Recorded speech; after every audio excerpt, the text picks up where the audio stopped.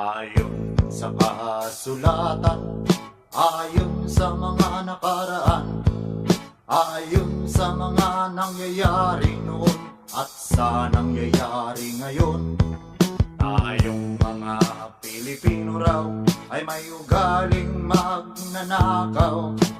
Mula pa nung unang panahon hanggang sa kasalukuyan, ito kaya'y totoo, ito kaya'y nangyayari, ito kaya'y nangyayari noon, nangyayari din kaya ngayon.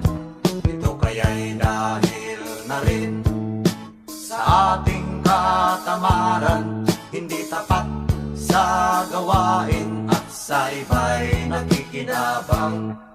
Tingnan mo ang iyong sarili, suriin mo ang iyong ginagawa.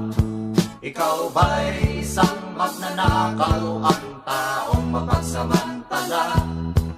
Hindi nagpapapawis, hindi lumuluha, ginagamit ang galing sa hindi tamang gawa.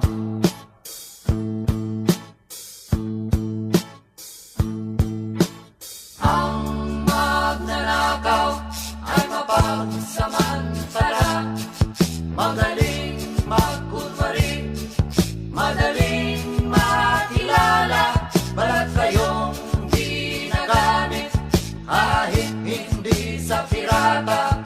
Magnanakaw pa rin ang nakikita sa kanya.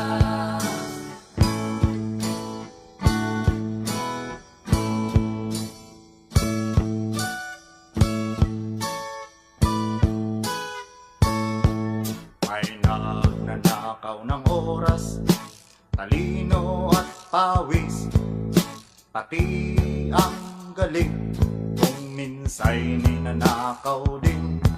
Ano kaya ang dapat gawin? Ngayong alam na natin, dahil na rin ba sa katamaran, hahayaan na lang ba natin? Tingnan mo ang iyong sarili, suriin mo ang iyong ginagawa. Ikaw ba'y isang magnanakaw, ang taong mapagsamantala? Hindi nagpapapawis, hindi lumuluha,